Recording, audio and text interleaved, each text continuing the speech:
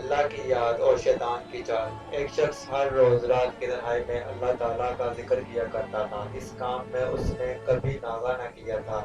ایک دن شیطان نے اس کے دل میں وسوسہ ڈالا کہ اے شخص، تو ہر روز رات کو اللہ اللہ کرتا ہے اور ایک مدت گزر گئی اس کام کو کرتے ہوئے، لیکن کیا کبھی ایک بار بھی اللہ تعالیٰ کی بارگاہ سے جواب میں لبیک ہوئی ہے؟ تو کس عاجزی اور انکساری سے اللہ کی ضربیں لگاتا ہے، لیکن بعد خداوندی سے تجھے ایک جواب تک نہیں آیا۔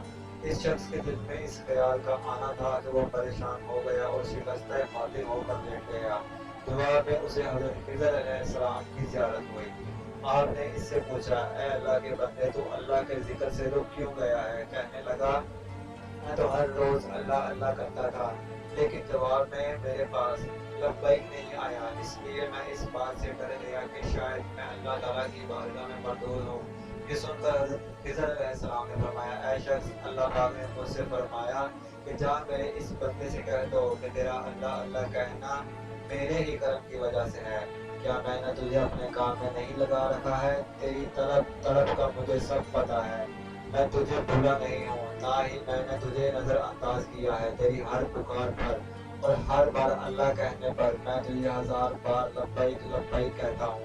تجھے یہ سوچ، یہ عمل، یہ طلب میں نے ہی دی ہے اور میں نے ہی تجھے اس کام پر لگایا ہے، اور اصل میں تجھ سے زیادہ مجھے ہی تیرا اشتیاق و شوق ہے۔